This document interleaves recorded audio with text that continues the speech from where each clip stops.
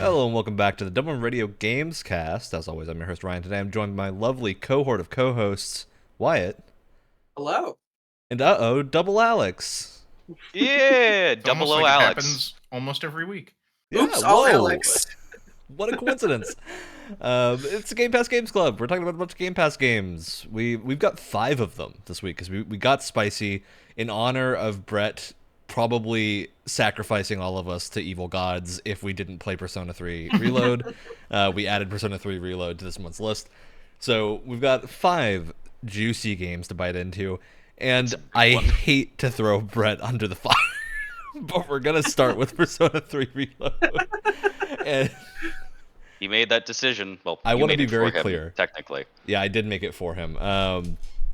I want to be very clear before we start this discussion. None of us dislike Persona because we've only played an hour of it, right? But we ran into this problem with Persona 5, and I think Persona 5 had it slightly less than Persona 3 does. Of Persona 5, you at least get to experience some combat early on, even if you don't get to control necessarily what's happening. I think that might have made it worse for me for Persona 5. I was like, can we get back to the end? Here's the problem, right? Is that if you're like us and you play only 1 to 2 hours of every Persona game, they all end up feeling the exact same.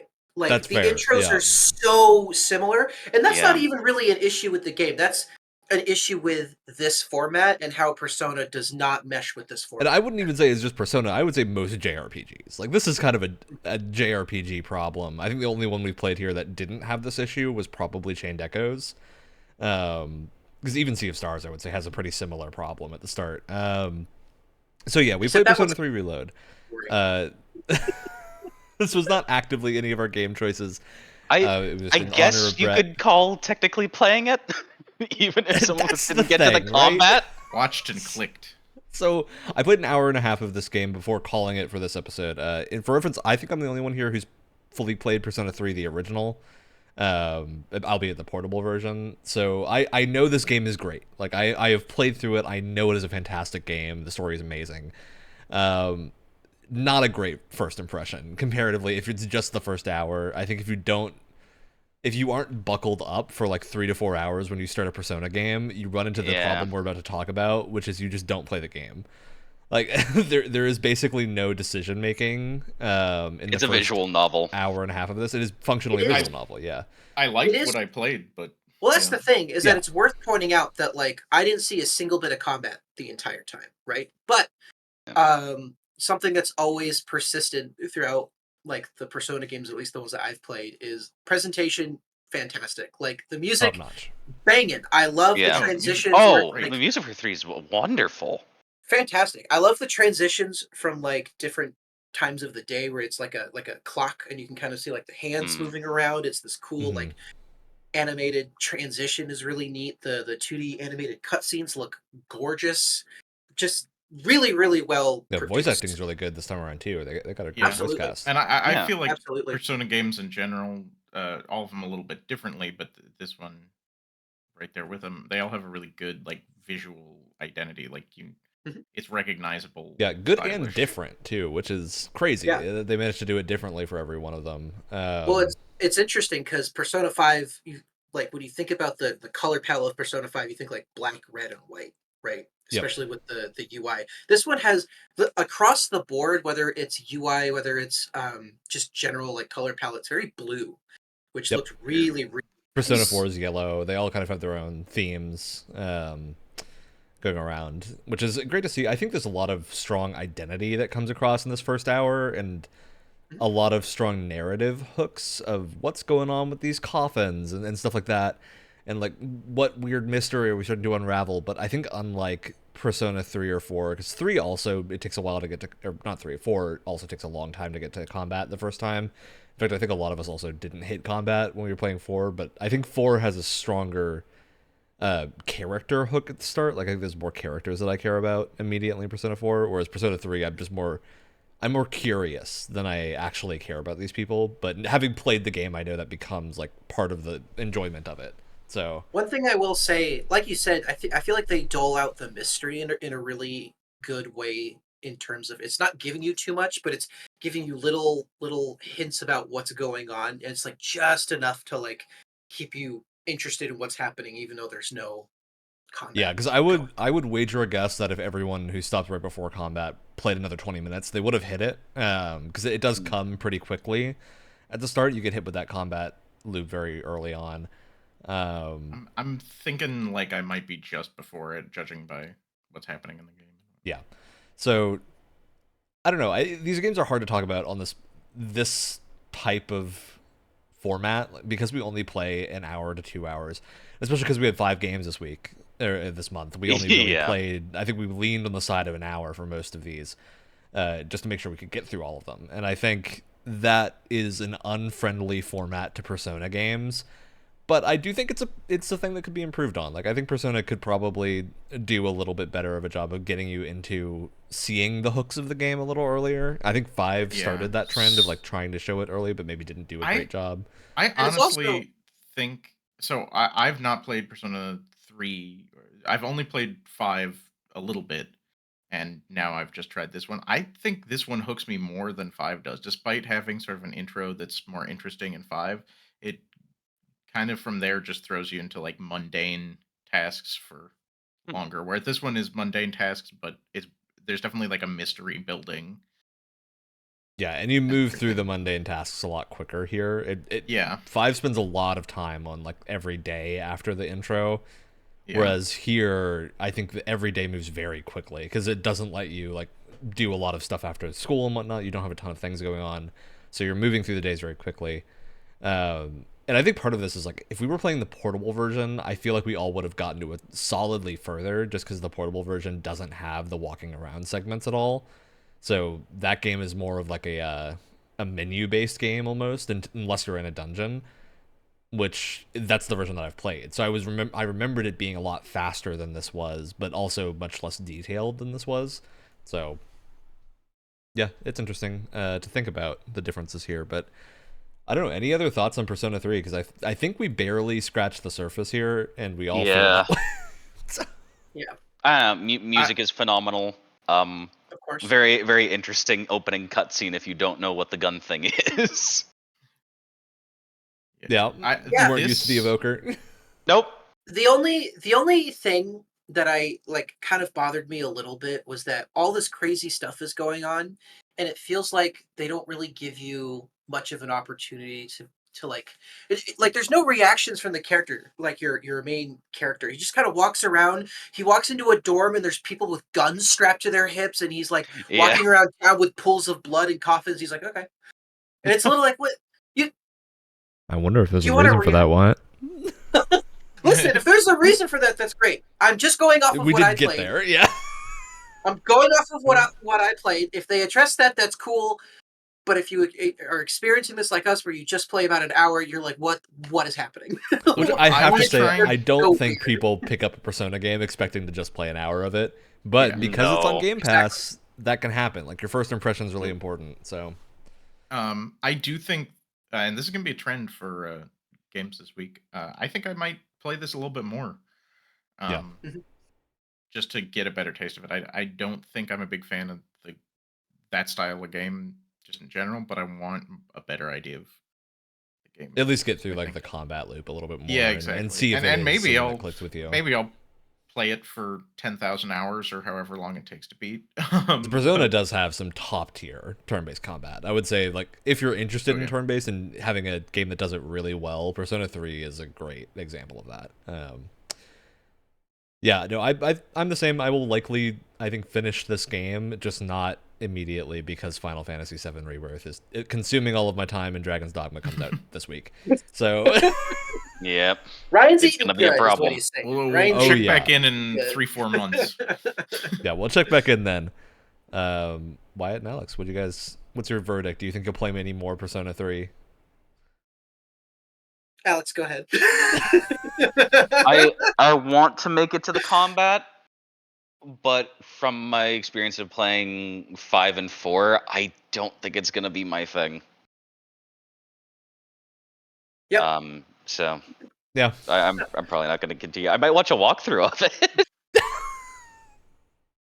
I think if I see, and this isn't an insult on the game at all, this is my own personal taste.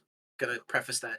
If I see any more of this game, it's probably because my girlfriend loves 5 and would probably be pretty interested in playing 3. I'm interested in the story, but I know playing it will annoy me. I love that description, Alex. That's a good way to describe how a lot of people feel about turn-based combat. Turn-based combat is just not my thing. It's not my jam. Maybe something will click later in life and I'll get it. Right now, not so much. And that's that. All right. Let's jump in after that. And I should note here, we're not picking additional Game Pass games this month because Dragon's Dogma 2 is coming out, and we have an Arkham retrospective that we want to do. So we're taking this month off of Game Pass games. Last year was insane. Yes. So many good things came out that we just had no time. But we want to get to Arkham City, and we also want to talk about Dragon's Dogma. So next month is going to be a Dragon's Dogma episode instead of the usual Game Pass, and then we'll get back on the rhythm. And really, that Batman series is the road to get to Arkham Knight, because I'm really interested to see what you guys have to say about Arkham Knight. I think it's really the road to get to Suicide Squad. Oh boy. A road to a horrid destination. You think I'm going to cave in eventually? Or he'll just do it without me. That's actually totally possible. I think it will be... I think by the time we get to it, it will be between $5 and $15, and we can convince you at that point. I think that's... Fair. That's fair. I'm an easily swayed man. Price, so I better... When it comes to purchasing games, especially that cheap, I'm an easily swayed individual.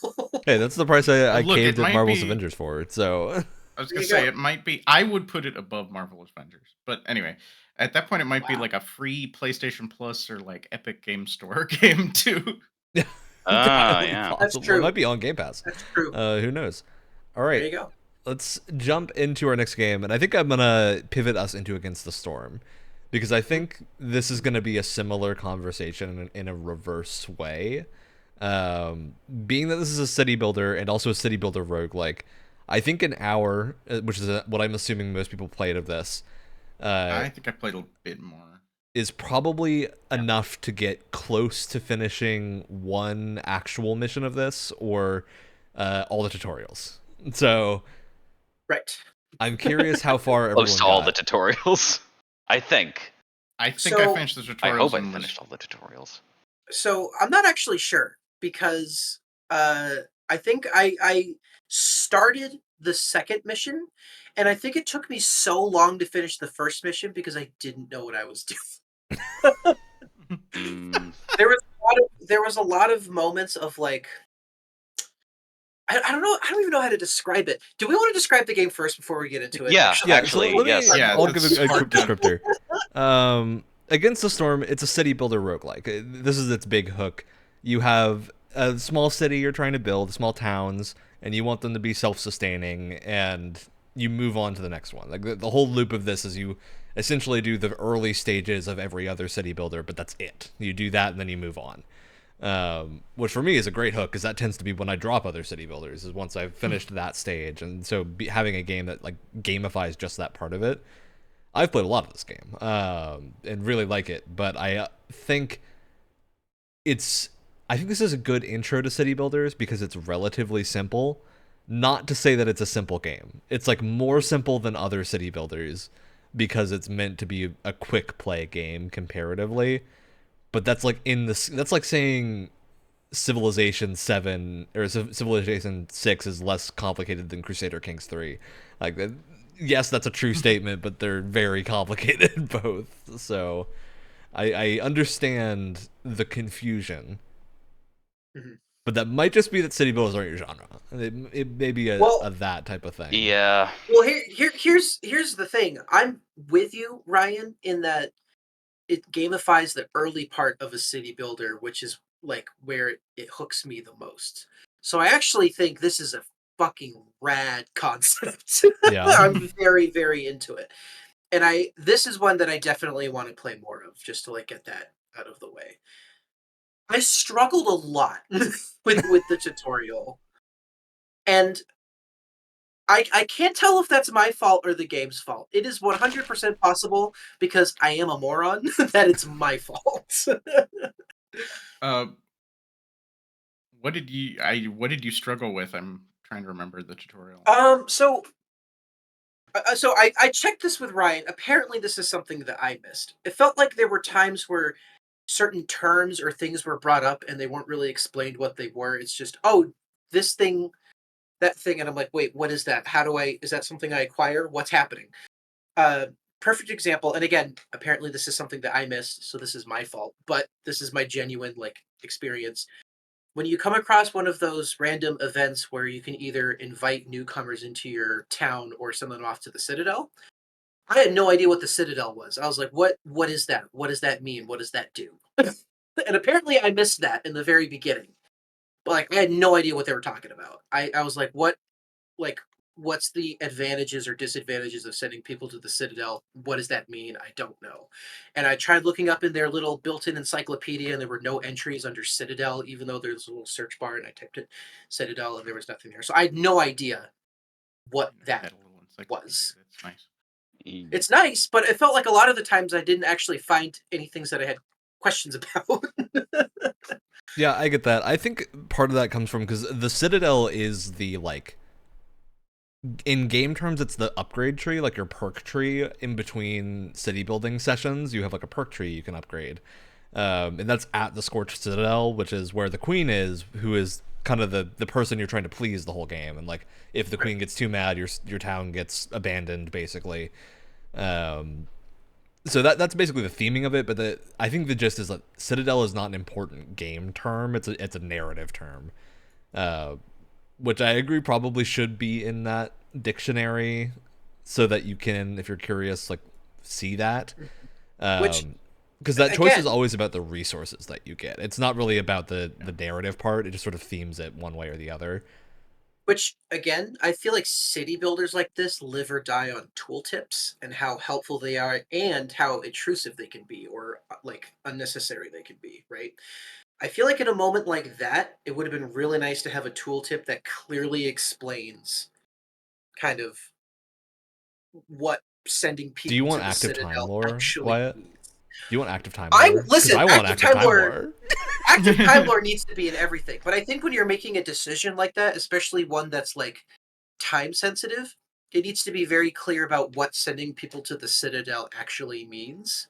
And I feel like it didn't do a very good job. Well, it shows you that when you're making those decisions, you get the two boxes of what you get with either one. That's what you get. There's no additional thing. There's not a second layer of that. So then I must have just been obsessing over the word Citadel. I think you're looking at the word and thinking it's important when it's not important. It doesn't matter. What matters is what's in the little box at the bottom. And I guess ultimately it's my fault. Money and a couple resources, or you get new people.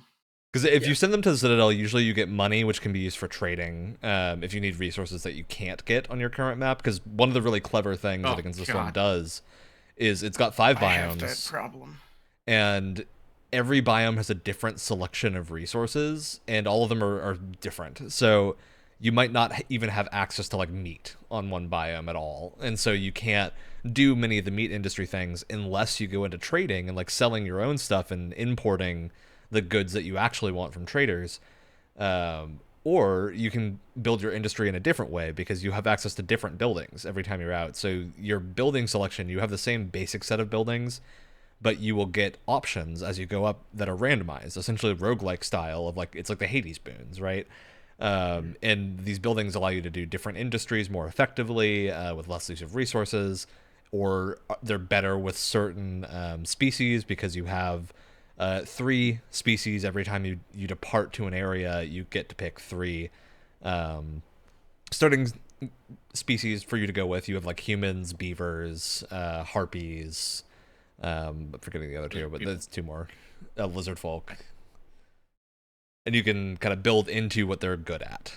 So you get a lot of stuff like that you can sort of metagame and build a fun system for what composition you have, because they're good at different things. So.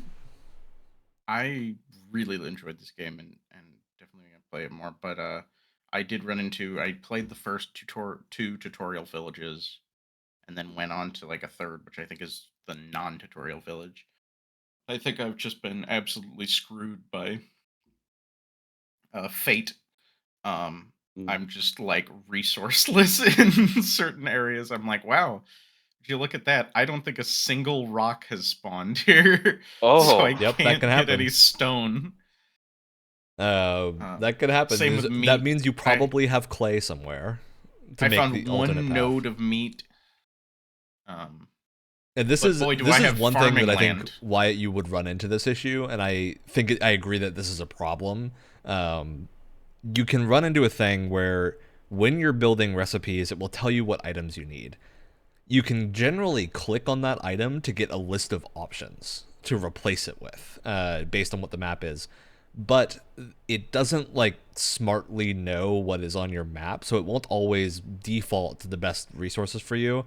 And I don't think anything tells you that to click on that and like see that you can move it to a different thing. There's kind of a tutorial that makes you do it, but it doesn't It doesn't give you like the why I you would realized want to that. do that, right? So And also, I've found that once or twice, you can often start things without the resource needed. Mhm. And then I'd like click it and like move away, and then like a minute later go, oh, I don't have any Well- incense to do that. Yeah. So now my lizard guy just went over there and stood there or something. Which is nice because they actually, I think after we all played this game, but they added a new thing in the last update that lets you see like a trends window to know more of like what you're needing and if you have producing to that level. I did see that in mine. Yeah, it's a new thing that I'm very glad they added because that's like the biggest issue with Against the Storm at the start is it just doesn't really have great logistical overviews like every other city builder tends to have. To be fair, Against the Storm is much less like globally complicated than something like Anno or Sims or SimCity. So it didn't need them as much, but I think they've hit the point where they do just because it is hard to know what you're using and where it's going. So yeah, I think one thing I do also really enjoy about this game is I love how you can like assign population to different houses of different species, and they go and do the stuff that you assign them to, and you have like this fun sort of almost it feels like a board gamey population management thing. Yeah, I like that, and I didn't find it too intrusive. I was kind of scared that I'd constantly be juggling that. Yeah, the nice thing is you can like hold control and then just move things with your mouse without having to actually go into any other menus, which is nice. Yeah, any other thoughts? Overall, I think were people positive on this game, or I was very positive on this game. I could see that it looked fun, but it's once again a thing of there's a good few games in this selection that are not for me through. Yeah, I figured you probably wouldn't be experiences. Against the Storm person. It's very much one of those games that if you don't enjoy city building, there's not a lot. Yeah. Yeah, I don't really like city building or any type of management game really. You ever? If I have to manage a resource, I'm put off by it. I don't like being in a leadership position. Do you ever know someone where like you're not the biggest fan of that person, but you think maybe it's because you got off on the wrong foot and not because you actually dislike them as a person? I love where you're going with this one. Yeah, that's me. That's me with this. It's like, listen, we didn't get off on the right foot. Let's try that again. let's start over. I think I do want to come back to it. I like you said, I agree that I think gamifying early city building stuff is like that's always been the most interesting part for me, and it's always also when I always kind of fall off is when you kind of get into like the zoomed out kind of macro uh management. And so I think if I go back in with a clearer mind, not get so obsessed with the word citadel, then I think I'll have a much better time. So I definitely do want to come back and try this again for sure. Yeah. No, I will definitely keep playing this game. I mean, I have owned this on Steam since it entered early access ages ago. And it's been a phenomenal time just playing that, and I'm excited to continue playing more because I've never gotten super far into the Citadel tree of upgrades, and there's some fun stuff down the line. I know. Like there's whole systems that we didn't get to that are like, if you want to be rain punk, because that's one of the aesthetics of the game, is how important water in the storm is. You can build into like liquid management and fighting like blight fires and stuff, and I'm super curious to get to that stage of the game and see how different that gets. But yeah, I like this game a lot. I am excited to play it more. I think it's also one of those things that just, this is basically when we're doing an hour-long show for these games, it's basically the play the tutorials type of game. Yeah. So Yeah. I mean, I'll also say this too. Right now, we're 2 for 2 on good soundtracks. I felt like this one was Absolutely. very, very immersive. It really like kind of drags you into the world while you're playing it. It's not something that's going to grab your attention right away, but it's something that just really adds to the experience in a really subtle way. yeah, I do think that's one of the strengths of Against the Storm, is it has a little bit more of like a narrative hook than other city builders do, I think. So it's a fun. I think it's for people like me who have very narrow attention spans, and that's mainly been the reason they can't really get into city builders. And I feel like this is like quick, it's faster paced, and I think it's gonna. Because once your attention starts to run out or you get into a stable position, it's time to move on, and so you don't need to continue. Or you're like me and you have impatient goblin brain and you don't like the macro management. You like the smaller micromanagement, and that's what this is all about. So it nails that. It also just does a lot of little things, right? Too, like you can move buildings for free. Generally, it's not. That was lovely. I love I didn't that know that it at means first. you can put down like a harvesting hut or a forester's hut and then just move it whenever you need to get it closer. Oh. I didn't know that at first. So I thought you had to I would dismantle destroy them. some building. Yeah, You can just move them for I free. did that a little bit at first, and then I noticed there was a move option. I was like, oh, thank God. It's also for people who really like aesthetics, and because the playable, because the placeable area where you can put things down is always expanding, because you're always chopping down more trees. Obviously, your layout's going to change quite a bit. So it's nice to be able to just make small adjustments to your city after a while. Did you guys have the thing for where even if a little clearing didn't have the dangerous mark over at the skull, it wouldn't let you explore into it because it was still saying it was dangerous? I did not have that. I never ran into that. In fact, Are you sure you broke the tree line? Because you have to break the tree line with the harvesters. I was never intentionally exploring them. I was just trying to get trees, and then it would automatically explore the glades. Or the Yeah, clearings. I had that where, like, eventually they'll just chop down those trees. So I think there's a setting in the game that is don't. By default, you can mark trees. This might be another tutorial thing they didn't do great. When you click on your harvester's hut, you can mark trees for them to cut down first. If you want them to targetedly go unlock grove paths. If you do that, they'll unlock the dangerous areas. If you don't, I don't think they'll go unlock those just randomly. I had mine do it, but there's a toggle for it in the settings. I don't know if it defaults to not on or off. To me, that never happened during the tutorial, and in fact, one time I tried to do it and it wouldn't let me in the tutorial. Outside of the tutorial, it didn't care. Yeah, I'm curious how people felt about the danger events, because I think they're a super interesting way to add like almost like boss fights to a city builder. Yeah, I wasn't able to get to one.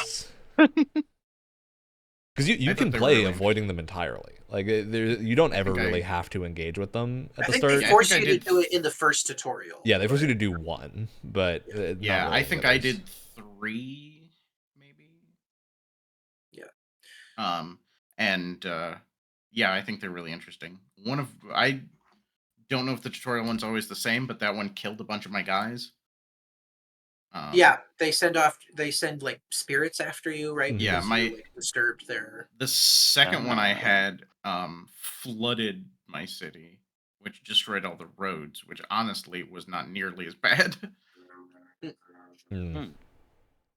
Yeah, because they have a few of those that I don't know if the tutorial ones are like this, because I played that tutorial like 8 months ago, but they have ones that are like, you have a 10-minute timer to get these resources to it, or else something really catastrophic happens. Yeah, that's what happened with one of mine, and I very nearly avoided almost didn't make it, but then I went, oh, I can switch what resource it is. I was like desperately trying to produce incense, and then I was like, oh wait, it can use resin, which I have like a million Yep. of. Yep. I'll That's the say one thing I too- wish they showed you a little better, was that you could click on those to change them, because I do think it's simple once you figure it out. You're like, oh, that makes a ton of sense. But if they don't direct you to it, it's hard to know that that's what you're supposed to do. that was my main thing with the tutorial, and like, I mean, obviously it works well enough, right? But I feel like sometimes they went into specific detail on less important things, and then sometimes kind of gloss over more important, like smaller mechanics or something like that. Yeah. Like maybe they'll just mention it once; they don't really reiterate it to you that well. Yeah, it felt kind of strange. Is this game But- technically still in early access, or is it? No, it's in 1.0 now. It's launched. Yeah, when it was added to Game Pass, that was its launch date. So I am a fan, though. We're starting to see, and this has been happening for a while, but I feel like it's been picking up steam recently, is trying to apply the roguelike format to other types of genres that aren't like Yeah. top-down or 2D. I think it's side-scrolling. so interesting for this genre. Yeah. yeah, because And I think a lot of think- people, they love that early stage of these games, but then really fall off at the later stage. And this super cleverly gets around that. Yeah, I kind of have that problem. And it's not that I don't like the later stage of city builders. It's almost that like I'll eventually just hit a point where I'll come back and be like, well, I don't remember what the hell I was doing. My city's so big. Yeah. Like I don't know what. a lot of it starts playing itself too. Yeah. Yeah, same. That's what I feel like with Anno, which I love Anno, but sometimes I'll come back to an old save and be like, what was I thinking? What's going on in this massive and amount of stuff? Yeah, that's I happening?" I'm really sure I don't had feel some like thought process there. I don't much like with Persona 3. I don't think city builders are really good for pick up and put down play. Yeah, that's fair. Yeah, but that's what with this one. What I was thinking was it seems much better for that because Oh yeah, of its for more sure. modular nature. You You just could also just finish choose, a- like, you might have saved mid-mission, but because it's a roguelike, you could just quit out and then start a new one. And it would feel much less punishing, right? Where you could and you just be could like, I still want to start a new one and overall relearn it. progress forward. But like if you wanted to like get back into it, you can pick an area that doesn't have much danger and drop it down Yeah. to like lower difficulty. And you still progress. One other thing I wanted to shout out for this game, the art style. I think this game is gorgeous. Gorgeous. Absolutely. Which is great because it has a relatively low detail style, but it's so colorful and poppy. I feel like it's love the very like models readable. of the villagers. Yeah, it's super readable. I think all the villagers look very good. They have like the humans with like the turtle shell raincoats are great. It reminds look me very a interesting. lot of like World of Warcraft or Warcraft 3. It's like very Yeah, I get that. it's like very cartoony, very stylized, and very Yeah. colorful, good amount of saturation as well. It reminds me a lot of that. Or even things like It is MOBAs, Warcrafty. too. It reminds me of Kingdoms of Amalur, which, to be fair, Kingdoms of Amalur yeah. has a very Warcraft art style, but a little bit more like less. It's more of a mix of the cartoon and the real than I think Warcraft is, but yeah, great style. All right, let's move on. Who wants to talk about their game next? Let's do mine. All right. Yeah. I picked a game, a classic game, one that was recognized and loved by everyone, and totally wasn't forgotten about the second it came out. I picked ReCore. No one remembers ReCore. No one cares about ReCore. ReCore exists not because it was like really really bad, but because I think people just it was met with a collective shrug. It and was then- fine. It was also it was an That's- early Xbox One title, and the Xbox Yeah. One didn't launch super well. Yeah. So Which probably didn't help. This Well- doesn't feel like an Xbox One title to me. it also apparently struggled. It had performance issues on the Xbox One when it launched. That doesn't shock me too much, to be yeah, I mean honest. that's typical for launch titles. Yeah. There was some kind of Um, weird stuff going on my PC, even though it definitely could run it well. It just like I think it was just like a weird PC port. Do you want to describe But- what this game is, Wyatt? I was just about to get there. But what's interesting about it is that when you look at like promotional art for it and stuff like that, it looks like a third-person shooter. That is not what it is at all. ReCore is, I would say, closely resembles Ratchet and Clank, kind of like a like an old school, almost like a PS2 action yeah. platformer, Yeah. right? Right down to the combat, where combat is not about aiming. The game does all of the aiming for you. That is not It's its. about pressing the I was right button at surprised the by right that. time. I Yeah. was surprised by that. It's more about movement and placement than it is your actual aim. But you play as a main character named Jewel. Get it? Jewel, like Jewel of the. Okay, never mind. God. Like energy I guess I get jewels. it now. Well, it's like Jewel of the Desert. Ooh, we're being so. Oh, I thought I took it because it's Oh. spelled like Joule, the unit of energy, and so it was like, oh, it's And that, robotics too. themed. So And that as well. Yeah. But you play as Jewel, who is on this planet called Far Eden. After it was humans attempt to terraform it, and it went horribly wrong. So she's there just trying to keep all of the different pieces of machinery intact while she gets random monologues from her father for no reason. Yeah, It's a Found bit it strange. Metroidvania. Yeah, it's a bit Metroidvania. There's some like gating through gear that you get later on in the game. There's some exploration involved in sort of like larger areas. There's some platforming. There's combat. There's some crafting. One of the unique things of the game is you get these different robots that have different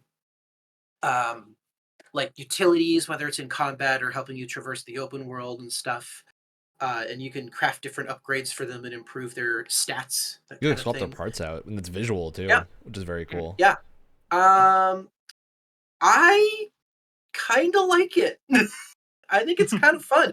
I don't think it's perfect at all by any stretch of the imagination, but I had fun with it personally. Yeah, speaking. I feel weird about this one because I think this everything that I was looking at leading into this, I thought it was a third-person shooter. I went to play it, and I actually had a much better time than I was expecting because it wasn't what I thought it would be. It was more of like that, like Jack and Daxter Ratchet and Clank style game. Yeah. Which, yeah, I love these types of games in general. Like, this is a genre that I love that I think has often, not often, but just lately has not had a lot of great games in this, like, it's hard to really say what this is. I guess 3D platformer with combat is the genre, action but platformer. action platformer. I feel like we haven't had a lot of good like PS2 era throwbacks recently, and this feels like that. And I think that works. I think it's very fun in the way that it plays. I don't know that I'll go back to it soon. I think I do want to finish it at some point, but it's just low on the priority list. But yeah, it was a lot more interesting than I thought.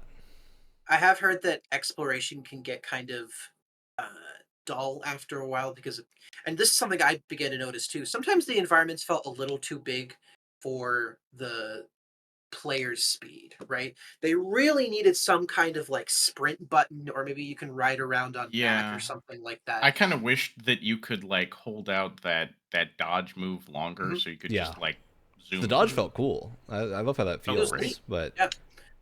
felt like I could use like the Atlas Fallen sand surfing.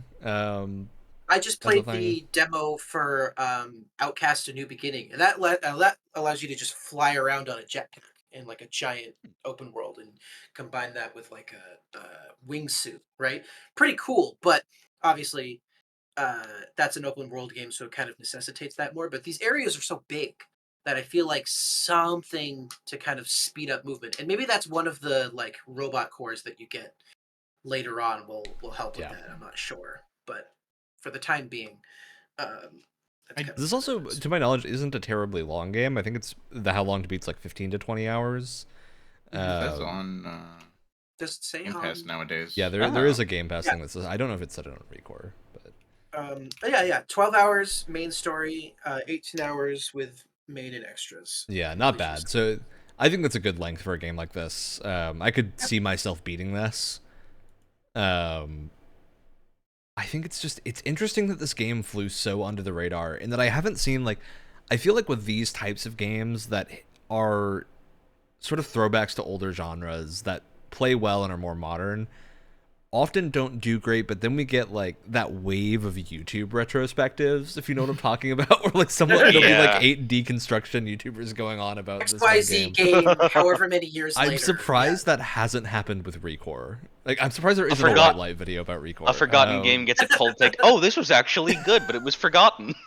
Yeah, because I feel like this is an interesting thing to look at post like Horizon Zero Dawn and other games that have like vaguely similar enemy types and stuff like that sort of increase in popularity of the robotic enemy genre.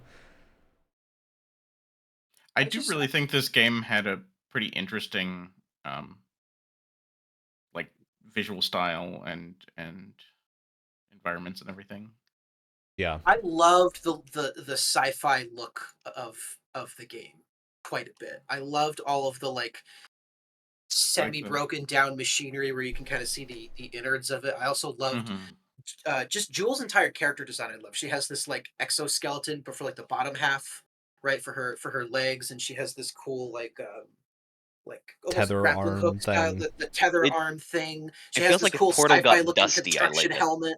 That's a good description, Alex. Yeah. Yeah. I personally, the enemy designs were kind of generic to me, but I really liked some of the machinery designs that were more of the passive kind of just world element stuff. They nailed the look for a robot dog and how it should move and how Mac looked great. I felt bad when they have Mac be acting hurt at the start. I'm like, oh no, what happened to Mac? I want him to be fine. I can think fix means him. they succeeded at the character design. I mean, literally, he's a robot. Yeah. I do also really like here I want to say glory kill mechanic, but it's actually the like tether pull of enemy cores and stuff when you get them low health. That felt super finishers. Good. Yeah, like the finisher where you play like the fishing line mini game. So I like to call it of like tug of war. It's also how you like loot enemies. Fishing mini game in my desert setting. In my combat system. Overall, I really enjoyed combat. There's color switching, so there's different like colored robots, and you have to switch your gun according to their color. And the robots will also switch color mid-fight, which was kind of interesting as well. You can also combine bastards. You can also combine Mac, and I'm assuming there's more as well. You can combine like your different robot attacks to attack them as well, which is kind of fun. It's like really fast paced, and at first I felt like it was kind of easy, but then as soon as I felt like I wasn't really paying attention that much, they would kind of like creep up on you and start damaging you quite a bit. So I felt like it was really fun. Again, it's more about placement and movement than it is actually aiming. But I really enjoyed it overall. I would say go for it. Sorry, I was just gonna say I wasn't really enjoying this at first, but as soon as they started to add some more complex mechanics, I was having more fun with it. Yeah. And like Ryan said, the what's it called? Extracting or using your extractor to like pull out cores was neat, not just because it was really satisfying to pull off, but because it also ties into the like crafting materials you get. One really cool thing is that just shooting a robot versus extracting the core from it to like destroy it yields different types of like loot from it, which was really interesting. And so you have to prioritize like, do I want to get more cores for my robots or do I want to get more upgrade parts for my own character, which I thought was a really neat concept and kind of made you think about like, oh, I want to damage this guy but not totally kill him so then I can kill these other ones, and it gives me more time to like extract the core from this robot. It kind of made you think about combat in a interesting way that wasn't just like, how can I destroy them as fast as possible, but what's the order that I take them out in to get the loot that I want, which I thought so like I have the last one left that I can extract without getting hit.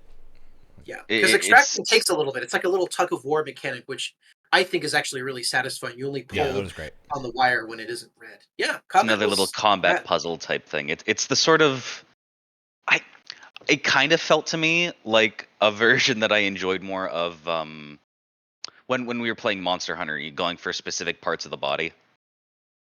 Yeah. For very much. So while we were talking, I was looking up like why maybe this game was overlooked a little bit. I have two theories. One is I think the type of game that it is and the year that it came out, it was supposed to be kind of an Xbox system seller, and I don't think it was like visually impressive enough for it to be like a system seller, right? Desert Because early, Planet is always a hard setting for a system seller. yeah, and I don't think the game looks bad even by today's standards. I don't think it's a bad looking game at all, but I don't think it's like Really? it's not I flashy like a new generation console game should I be. had Here's the other some thing. weird I, problems I just having it like the PC port running right, so like my game didn't want to be in the oh, right resolution and stuff even. it ran fine Mm. for me. Yeah, I didn't run into any Mine problems, took but some work. But here's the thing. Here's the other thing that I realized. Now, there's a couple of different developers listed who worked on this game, so I don't know how much they were involved. But one of the studios involved, one of the developers, is Level 5 Concept. Does anyone know what else Concept made? Sounds familiar, but I can't remember Concept. anymore. Mighty Number 9. Oh, that's why it sounds They familiar. came out the same year. So I'm wondering, because a lot of the Oh. marketing leading up to Mighty Number 9 started to get a lot of backlash. So I'm wondering, this is like tinfoil hat right now. I'm wondering how much people decided to not care about this was because of Concept's involvement, because they were already probably pissed at how they were dealing with Mighty Number 9 at the time. Now, Mighty Number 9, according to Google, was released after, but I know a lot of the like marketing material leading up to its release was poorly received. So I I think wonder, Mighty Number 9 might have had an early access as well. I think I so, could be because for wrong. some reason it doesn't. I'm looking around. Okay, June 24th, 2016, ReCore came out September. Um, so I do wonder if that had any effect on people paying attention to it at all. yeah, I wonder because I think I don't. we're in sort of a bubble of like the games industry and journalist folks. I think we care more about who the developer is than most people. Sure, Um, sure. so I feel like that probably couldn't have been the reason that it failed necessarily, at least in the long term. But yeah, I mean, it was a crowded year for games. I think it's hard to, I think, system sell something on a game that looks like ReCore. Not even as like an Yeah. insult to the art style, but again, like I think Desert Planets are, unless you're a really impressive visual style, they look boring. Even if I love them as a concept, like I love desert settings, but I think you need to throw color in there and other stuff to look at, and I don't feel like ReCore really did at the start, at least. So They tried with some of the I caves that you enter. They have these like We Yeah. love blue Dune. What's crystals. going on?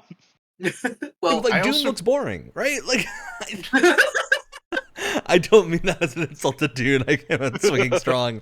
I think Dune is incredibly well shot, Yeah. which helps a lot with the desert environments. And they also know to pick the right lighting, and a lot of the machinery looks really cool, and the costumes look cool. So it Like kind of everything is makes up built for the around fact that it it's in being a desert rather than it being, and like the desert itself is more of a, I mean, I think it looks better in real life than we have achieved in video games yet. Like I don't think many games have a great desert aside from maybe Yeah. like Assassin's Creed Origins has a good one, stuff like that. And on that point of it was a crowded year, Ryan. Let's look at some of the games that came out in 2016. I don't know, maybe you've heard of them. Uncharted 4, Battlefield 1, It was 2016? Overwatch, Dark Souls 3, The Last Guardian, Deus Ex: Mankind Divided, Oh my Batman god. Batman Arkham Knight. Like, it was a stacked year. Yeah. So That's I understand. wild. To me, Yeah, I feel like this game was it a launch title or just like right after launch? I can't remember. it was after launch, I think, because that generation console was like 2013, 2014, right? Oh, okay. For some reason, I was thinking So it had a few this was years before it earlier. actually came out, I think. Well, Yeah. ignore what I was gonna say then. But no, I think the game Timeline's as it messed up. stands now, I quite enjoy it. What we haven't talked about, and something I didn't really enjoy, was the story. Oh, Yeah. I really didn't like the narration. uh, Jewel has a bit of a won't shut the fuck up syndrome. Oh no! Is it enough? Is it to the point where she's? Because I didn't It's notice it too much. it's Is she crazy solving stuff. Like puzzles it's crazy for the stuff. player? Like they teach you how to use the extract mechanics, so like pulling the core out. Right? They have you do it on one door, and they have you practice it on a bunch of enemies. And then you walk up to the exact same door, and she's like, "Oh, it's one of those doors again. I can use the extract thing on the door. We know that. We've been doing it We've for done the it past like 4 20 minutes." times. Yeah, also for me, I was like literally mid-extraction when that voice line actually happened. Yeah, that happened to me a few times that I was like extracting an enemy core or something. She's like, I can extract that enemy, and I'm like, I'm already doing it. Yeah. The amount of times also, I wish I had kept tally, but the amount of times she says Mac in the first like 10 minutes of the game, Yeah. every single line, she just had Mac's name in it, which is like, I get it, you're setting up characters, you want to solidify names, and it's the only character she can talk to, but it was like comical. It was really funny. And not terribly voice acted. I don't know who voice acts Jewel, but she didn't do a bad job at all. It's just I think what they were given was very, like, the way I would describe the writing is that there is nothing left to interpretation, right? Like Yeah, that's fair. there's entire conversations between her and Mac or her monologuing where like a look would have sufficed, right? I was gonna say, I think that from what I played of the game, literally could have been nearly silent. Mhm. I mean, you know me. I have a high tolerance for very talky protagonists. I grew up on Naughty Dog games. It's my thing. I don't mean like necessarily that it should be nearly silent, but I But it mean could be. the goal in like let's just isolate it down to that like very intro is like walk up to the top of this cave thing and go get the shiny core. Yeah. You pretty much don't need any words to tell that story.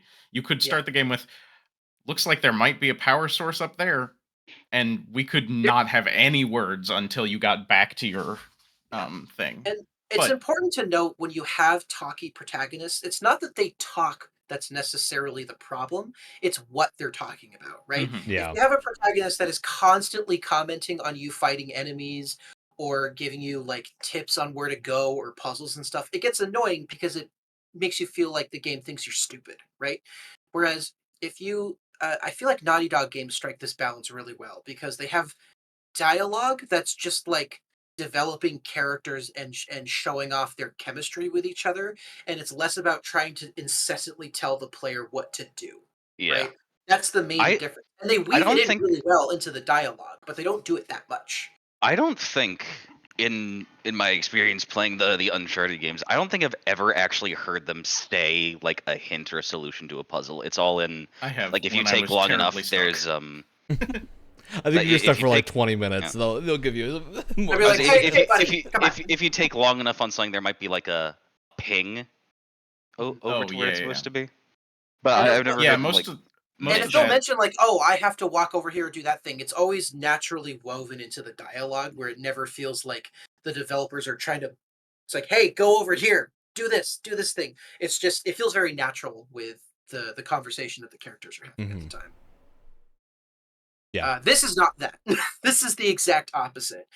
It feels like every single step, Jewel is kind of explaining what's happening, and it gets kind of annoying after a while. Yeah, it's like if yeah, I'm listening to banter in a game and 90% of the banter that my player character is giving is like, I just stopped by an herb that I can grab, or I just stopped by a door that I could open with this tool. I'm like, man, I really wish there was Quote-unquote some banter. personality to what was happening instead of that. It's worse because they also constantly have like tutorial tips telling you how to do things. So it's completely unnecessary. yeah, If there is I UI like showing you what to do, you don't need to reinforce it with a voice. yeah, there was a number of voice lines in the beginning that they're like, "Whoa, got to get to that power source. Looks like the power source should be up ahead. Hey Mac, look for that power source." And I'm like, We "I gotta know, like yeah, it's highlighted. There's yeah. one way to walk." Look at this power source. Where could it possibly be? I wonder if it's the giant diamond icon that's on my screen the whole time. Yeah. Another weird thing with the dialogue too is that Mac talks, but it's like how Chewbacca talks, where it's like completely incoherent, and then the characters talk to them, but Able also to is understand It's them. Star Wars conveying droid speak, right? Like, Yeah. right. It's like, But it does show up in the subtitles. but it Mhm. shows up in the subtitles. So they're okay. This is what freaks me out. This is what gets me so angry. The characters are talking like we don't know what Mac is saying. So they're answering the question while reiterating what they said. Classic thing, happens all the time. That's not the problem. The problem is they also have the subtitles for Mac at the bottom. So you don't have to re-explain what Max says. This reminds in me the of dialogue. Biomutant in a weird way. Of like, it felt like Yes! the same problem Yes! that Biomutant had. Oh. That godforsaken There was- narrator. There was a lot about these two games that remind me of each other, actually. This is much better than Biomutant, to be perfectly clear. Are you This sure? is Have way you better. have you played Biomutant recently, Wyatt? Are you sure it isn't a 10 out of 10 now, and then you need to play it? Oh, it's Ryan- one of those sleeper hits. Ryan, the no, that game is never gonna get a hidden gem. It's not gonna happen. As much as I do think it will Like- get multiple hour retrospectives in a couple years. I think there's gonna be a couple of them popping up. Those poor souls. Have you checked recently? They might already be I out. might have already done it. To be fair, I actually think Biomutant had some interesting systems, but they weren't. I mean, I executed Was it played a it for- forgotten gem? Well, here's the thing. I think Biomutant tickles a lot of, it scratches a lot of itches for me personally, which is why I played it so much. I don't think it's actually a good game. Anyway, we're getting off track. Yeah. Well, I think that's fair to talk about with ReCore because I think it's this type of game tends to fall in that category more often than others. And I do wonder because like ReCore's what 15, 20 hours, right? If the loop stays the exact same as what I played in the first hour and a half for the rest of the game, I probably will get bored. I think it's short enough that that's maybe not the biggest issue, but I can see why that would be like if you're trying to make this a system seller and charge full price for it at the time of launch, which I don't know if it was full price. I think it might have actually been cheaper. But I can see why it didn't succeed as much in those circumstances. But Because I think, again, especially considering what games were coming out at the time, they felt very much like they were looking into the into the future, right? Whereas I feel like ReCore in many ways is very like classically designed, which is not a bad thing. But I think given the state of all these other games that were coming out, like No Man's Sky, Doom, Civ 6, it just like it got lost in the shuffle of these games that felt like they were very like forward approaching. You know? I'll also like, say I feel like it's missing a little bit of the charm, and that's probably an art style thing in my mind. I think the character art is great here. I don't know that I get the like stylization of the environment in the way that I would want from something like a Jack and Daxter or Ratchet and Clank. They feel Yeah, big, but they also feel a little empty. Exactly. Yeah, that was my thing. Was like I really like the mechanical detail, but then there's also a lot of spots that are just like, here's a big dune that's nothing but just a dune. Yeah, I feel like that would have been repetitive. I feel like that would have been alleviated a lot if you had a quicker way of moving around the environment. I think would I'd have actually much less of an issue with it. kind of be interested to see like if no one's ever going back to this game. I don't think we're ever going to see a No. ReCore Might go back 2. to it. I don't know. But I think I don't think Alex is I saying mean- we might go back to it. I think that's developers aren't going to go Yeah, back to it. exactly. I don't think we're getting okay. Gotcha. ReCore 2 or anything like that. But I'd be curious to see what could be done, sort of taking a lot of the same ideas and I don't know, remixing them almost, just with maybe more like a vehicle option or something would be pretty cool. Well, I was thinking while I was playing it, I was like, what if in these giant sand dunes where there's not a lot going on, if you had the movement of like what game did we just hold on? Oh my god, I can't remember it. What's the not Hyperlight Drift? What's the other game Solar that Heart Rush? Machine made? Thank you. God, brain, not Brainington. No, Imagine I'm if with you you. I had- got it. Imagine if you had the like movement of like Solar Ash in this setting, where you were like you had some sort of cool like hover board like riding on sand dunes from location to location. It's like whenever I it's think like of the missing fun piece deserts in of game, they Souls. have like Atlas Fallen is I think a very similar position as this game of being like a kind of throwbacky game that didn't sell super well but is interesting just to look at. And I think the reason that one works a little bit better for me is that the sand surfing is fun. Like they have a travel mechanic that is enjoyable. So, or even if you want like a slightly less like a slightly more out there example, the Mad Max game, big old desert. You have this sick ass car that you're customizing with all sorts of cool looking attachments and weapons, and there's cool car combat and stuff, and you can take it there's a off game that I'm sure has some interesting YouTube retrospectives. Absolutely. I mean, it's sitting at that game is bizarre because it released to I think 6s and 7s and not great review scores. It's currently sitting at overwhelmingly positive on Steam. I was gonna say that game is great. It's so I might fun. go reinstall that. Yeah, you've said that. Hey, it's $5 right now, Alex. If you want to get on the Mad Max party, that game rocks. I bought it like 6 months after launch. Good. I like it. It's a solid little game. Well, not little, it's huge. But I just love car combat. But that's what I kind of feel like is missing from ReCore is almost like another mode of transportation or something that breaks up the just walking and occasional combat. Let me drift and fishtail into robots. I was thinking a hover bike could be cool. Just take you right over those dunes. It is totally possible that one of the robots, because you can unlock 6 or 7, something like that. Totally possible that one of the core bots that you unlock later on has something like what we're describing. But we only played, I think, between 1 and 2 hours for most of us. I played, I think, closer to 2, but this was probably my least favorite game of the ones we played, and that's pretty good because this game was fairly fun still. Yeah. All right. Any other thoughts? No, other than I'm actually pretty interested in going back and playing more. Yeah, I guess this is the last question we usually ask is, do people plan on returning to this? I want to see what the other core bots do. I'm interested to see how they'll add to the combat, because I already like the combat as is. It seems like there's also blue and yellow weapon affinities that you can unlock that I think will make combat add more interesting layers to combat. I'm pretty excited. I actually do want to play more. Yeah.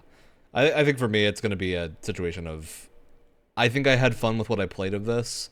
I don't know that I would choose to go back to it over anything else. Would you be saying that if there weren't so many things coming out in the span? Exactly. That's the problem, right? I think legitimately if we were more starved for releases in this month, I think I would have a much higher chance of finishing it.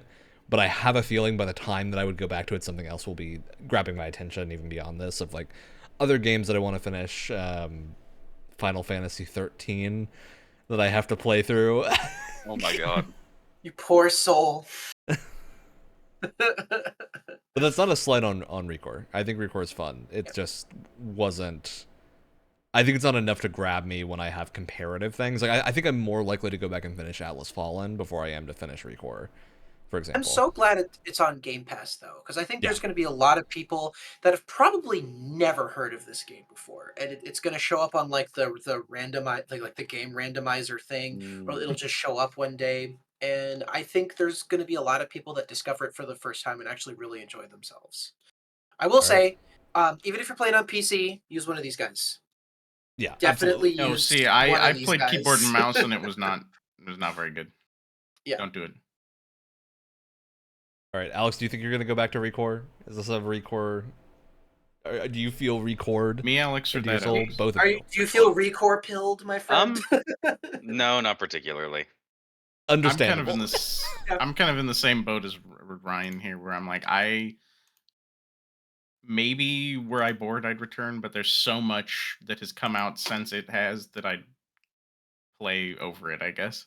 Not against the game, but which almost makes me feel bad, because it's that's not really the game's fault, all that, to be honest. I think it's more a fault of this being PS5 game. Ratchet and Clank, and so I think I'd return to that before I return to this. Yeah. All right. Moving on. which Alex wants to go. Actually, I'm gonna say let's save the one that we did multiplayer last night for last, because I think You we'll guys have. played that multiplayer? Yeah, we did What? it very late though, because it was after our D&D session. Why did you tell me? I think you were asleep. I sent a message and I was like, wait a minute, it's like midnight for you, and so I deleted. No, I was it. awake, man. Oh. Well, let's talk Dang. about Dordogne. we can play it. We can play it again. Okay, thank you for pronouncing it first, because I was gonna screw it up again. It's a French title. Dordogne. It's Before we get into what this game is, Alex, do you want to say how? Let's individually say how we all thought this was pronounced before what it actually is. Dordogne. I thought it was Dordogne. We were both wrong. I It's thought it was Dordogne. Dordogne as well. I also thought it was Dordogne. Yep. It's Dordogne, yeah. We were all terribly off base. Yep. Ugh, French. Yeah, can we go back to our previous episode and see how you said it then? Oh. Well, now I'm horrified. Listen, I get an out. I studied Spanish in high school and not French. I get an out. But it is a really pretty well, as far as its art style goes, it's almost watercolor-esque, but it's a 3D point and click game essentially. Where it's one of those point and click games where you move the character around the scene itself with the arrow keys like a normal normal controlling character instead of just clicking your only interaction. It has a very sort of I describe the story as very mellow. Yeah, I think it's fair. It's got like an introspective Yeah. story, I think. I would say with a splash of melancholy in there. Also, the music. melancholy. Music's so good. Oh, I hate Absolutely wonderful. First scene, I was like, because I loaded up Dordogne not knowing what it was in a call with Alex at the time.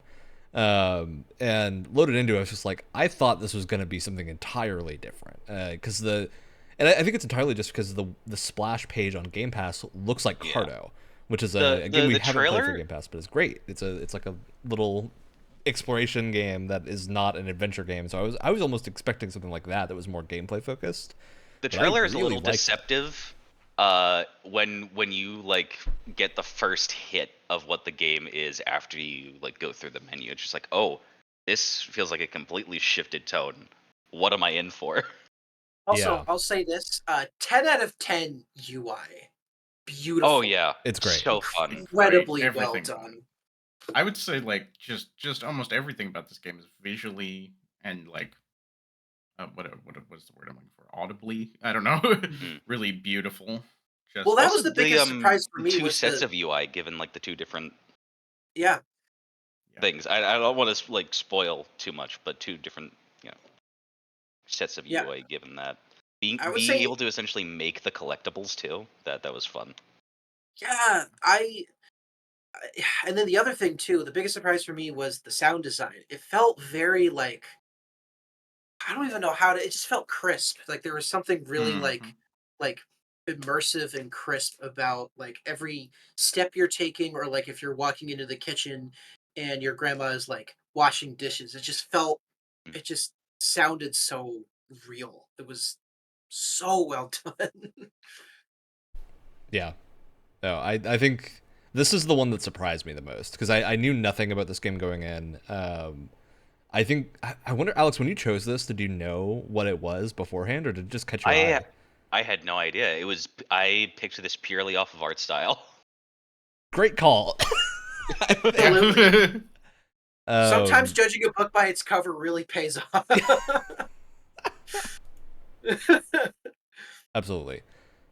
Yeah, I think for me at least, this was probably the highlight of the bunch. It's so fun to just even look at.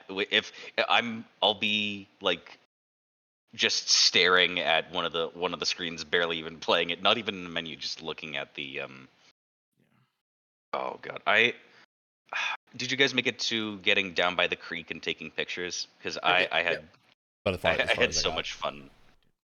Oh, I That was had a my lot of favorite fun part. just finding like there's so many different cool views and just like, oh, remember you have limited pictures you can take. I'm just like, Oh, I want a game that's just this. I just want to walk around and take pictures.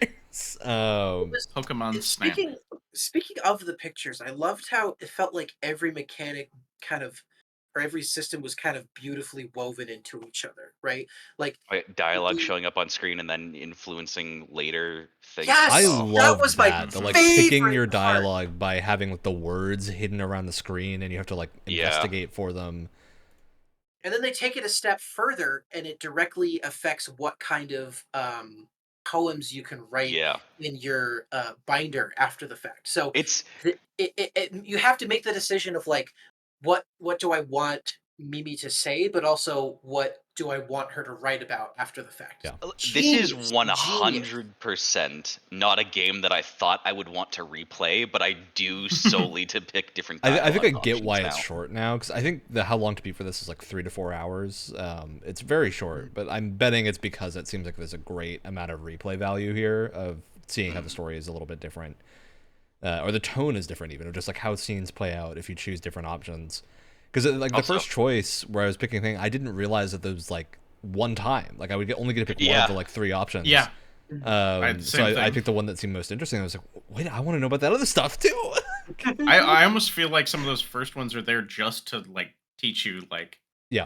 you can't pick more than one. There was a little bit of an issue with some of the dialogue that I found where it was sort of giving it sort of had the same issue that Fallout 4 did, where it was like the vague thing and then she wouldn't react at all how you thought that the text prompt would go.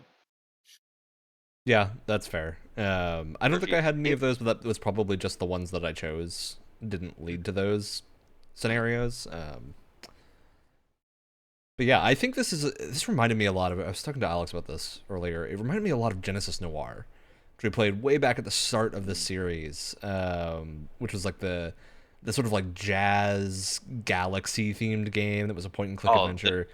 The noir murder mystery thing. Yeah, the noir murder Oh my mystery. It was so interesting and cool and just very unique. It didn't play like anything else we've done. I think this reminds me a lot of that, and it's just a very interesting and unique short game. Which yeah, I feel like of the ones that we've played this round, this is the one I'm most likely to finish, and like prioritize over other stuff because it's short and it was really fun from the small amount of it that we played. So Yeah, this was I Yeah. right from the opening too. It was like when you have to come over and actually open the backpack, and that's when I Yeah. realized it was like a 3D game because it actually animates the backpack flap opening. I was like, "Whoa, what?" It's so anybody- what's the tactile? Kinetic? Mhm. What would be a Yeah. word for Yeah. that? That's great, Just, both like, of those. being able to Yeah, absolutely. Did anybody play this with controller? I don't even know if it was. I didn't. I Even, did. I didn't even try. Yeah, I played with controller just because was it on we've been controller? playing some other stuff. It was fine. I didn't see it have any problems with it. You do the same I- stuff I I was- imagine you would do on mouse and keyboard. So Yeah, I was kind of curious how that would be different. yeah, If I at all. didn't play meaningfully differently. I would say I'd say it's fine on controller. I didn't have any problems. Yeah, this was fantastic. Yeah, I think this is a great thing to. This is one of those ones that I would pretty unilaterally say you should try this even if you haven't. It's so short, You it's don't so think pretty, these games it's so are your novel. thing. I think this could be, especially if you're. I think if you have any sort of. If you've ever had a family member pass away or something, this is gonna hit hard. In a way that is very nice. Like it is important and has a really interesting story that I think is very relatable to a lot of people. So yeah, really liked it. Any other thoughts? It's hard to say a ton about it because it's a point and click adventure. There's not a ton going on that you don't doesn't want to spoil the story. spoil. Yeah. Hey, all Like, that don't- just means more that hey, you should play it. Yeah, like don't take us not saying much about it as like Also, we don't you have should much to play say it about it. 'cause We just don't want to it's, give away like- too much. Sounds like it's practically movie length. So like. Yeah. This is something, if you find it on Game Pass, you'll play it in an afternoon. You know what it really reminded me of, actually? I wanted to bring this up. Has anyone ever played the game Florence? Yeah. No, what's that? Florence is very similar to this. It's a mobile game, right? But it's not really a point and click as much as it's an interactive storybook. And you're following. It's produced by Annapurna, and it has this like really cool, almost like notebook doodle on the side, kind of like art style. And you're just following this woman named Florence through her life, and you're doing cool things like, oh, Oh, that's pretty. you have to like swipe through social media for her, or if she's doing like accounting, you have to like do math. But they have these really cool bits where if you have if you're having like conversations with someone, like she goes on a date with a guy, and you have to like put together the like word bubbles, and they're puzzle pieces. But as you're talking to them, the puzzle becomes easier and easier because he becomes easier and easier to talk to, because you two are like developed. Anyway, check it out. If you're into this, I think you would really, really like that. That also you can play in an afternoon, and it's absolutely wonderful. Oh, it's not even $2 on Steam right now. Yeah, there you go. All right.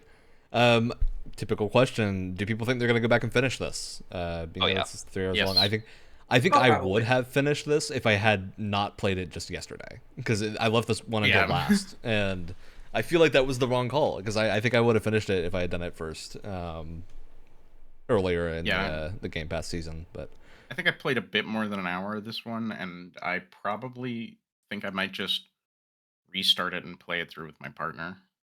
yeah, that'd be a fun time.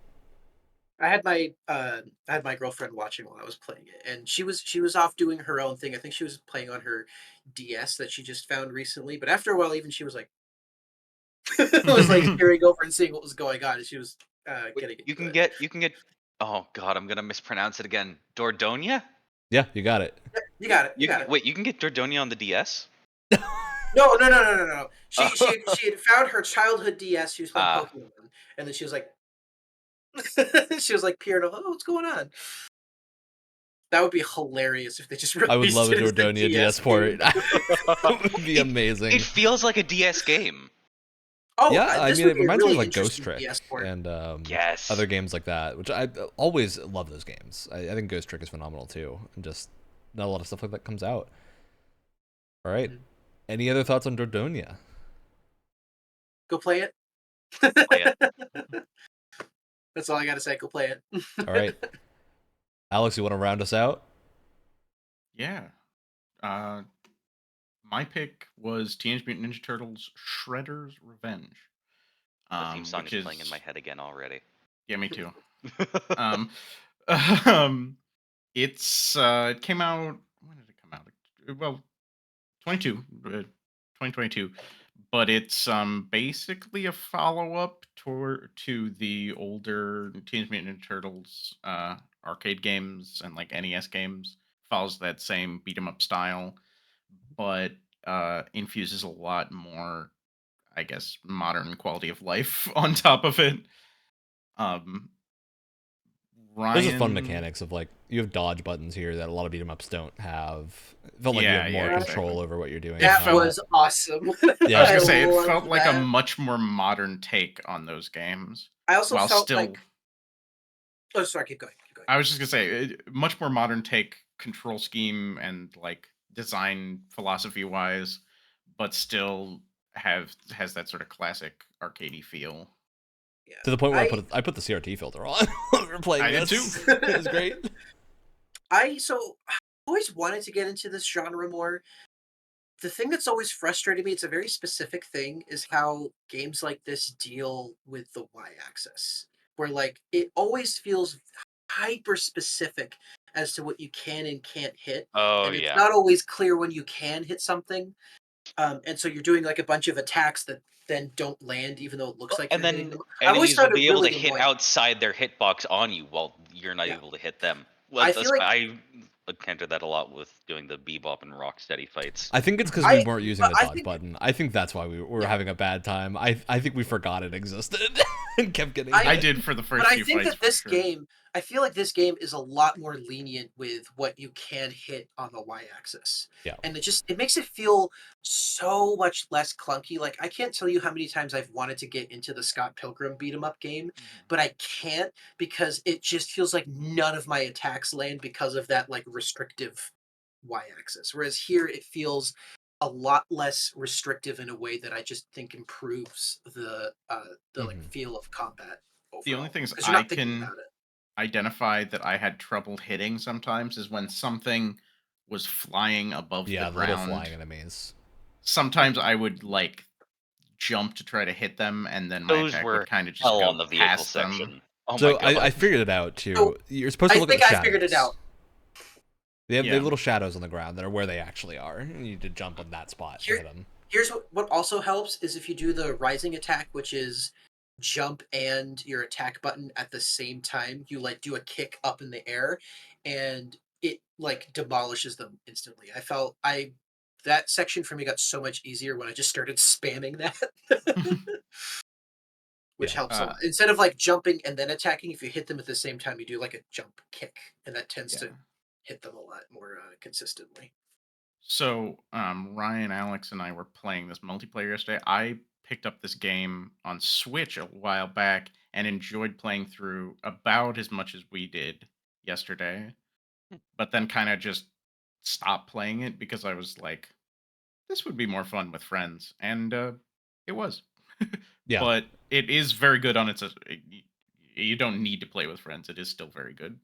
So, Yeah, I played it solo, but I think I want to boot this up again just to play with my girlfriend because I think we'd it have a lot of gets fun. chaotic, but Mhm. in a fun way. Yeah, this felt really like arcadey while we were playing together. And And it has because like this up is to such like like a fast paced and not clunky beat 'em up. Like a lot of beat 'em ups, I think still feel pretty clunky. I would say this Mhm. absolutely doesn't. This felt super satisfying to play. It I reminded me a think lot if you of River City Girls, which is another really smooth and good feeling beat 'em up. I It think if you want feels to make a beat 'em up game in like today, I really think you should look at this in terms of how to modernize this genre without losing the feel of it at all. and some people might not like this if they are a big like classic beat 'em up fan, but this game feels much more forgiving.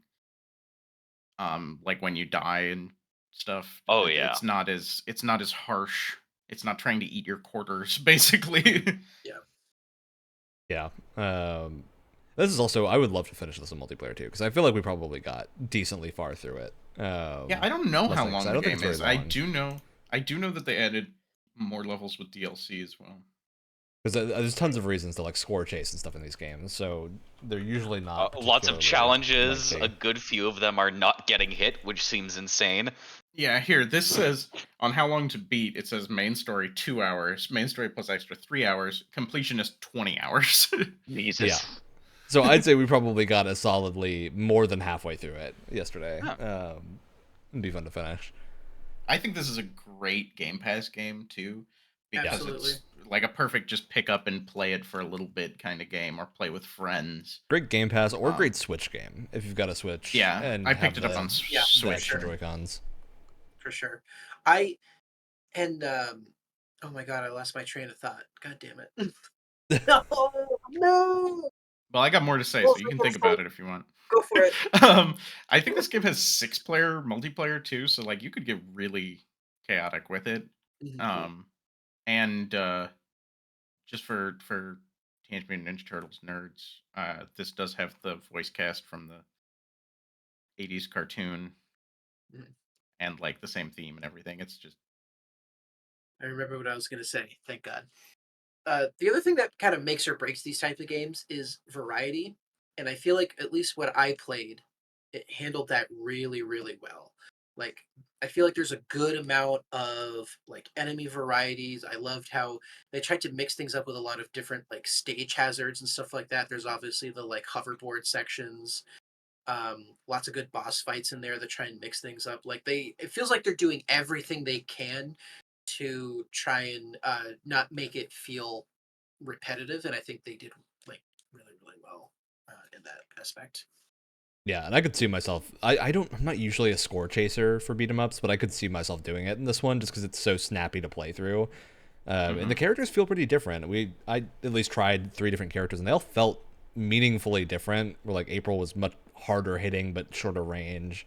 That I was defaulting to Donatello for most of the time, which is slow but super wide attacks that hit tons of stuff at once. So I have played this fun. game like 3 different times, not beating it, but just like when I bought it, and then like a couple weeks ago, and again for this, played it 3 times. Always never played anybody but Mikey because he's my favorite turtle.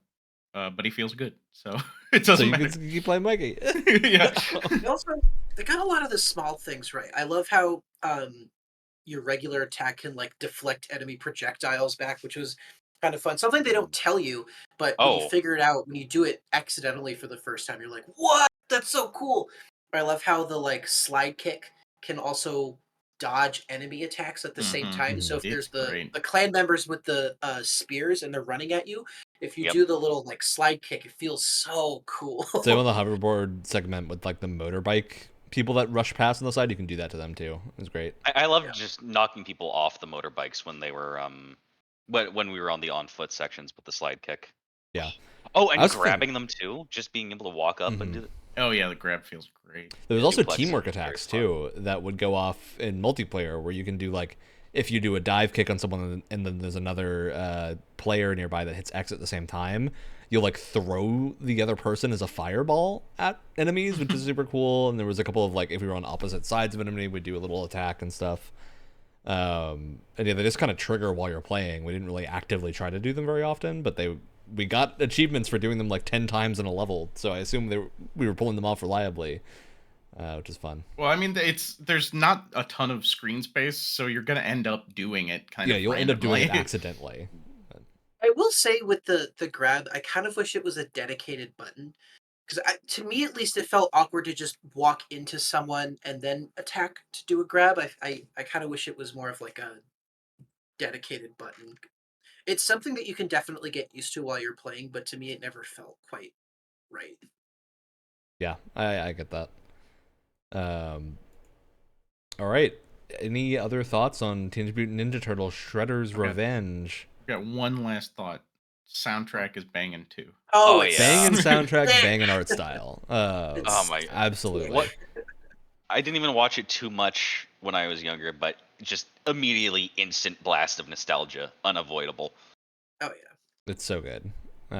Yeah. Do people plan on finishing this game? Absolutely. Being like 3 Yeah, hours? I'll I think so. probably play it a few more times. I don't know if I'm gonna finish it. Oh, we gotta finish our run through, Alex. Do a multiplayer run. Oh, Sounds like oh, they're doing it probably together. not We're that probably far. Doing it really alone close. probably not. Yeah. We played a solid like hour and a half of those last night. We gotta so find we're out what they're close. doing with Krang's head. And his body now. I'm gonna guess there's legs eventually. Yeah, we gotta get through legs. Oh, for sure. For sure. All right. So with that, I think it's at the end of our episode. As a reminder, next month's Game Pass stuff, not Game Pass. We're doing Dragon's Dogma and Arkham City, hopefully. So we'll get onto the train for those two and have some stuff to chat about next time. Hooray, we did it. We did it. It's always Tuesdays. Episode goes live. Podcast platform of your choice, YouTube and Twitch. Turtle power. Turtle power. Turtle power.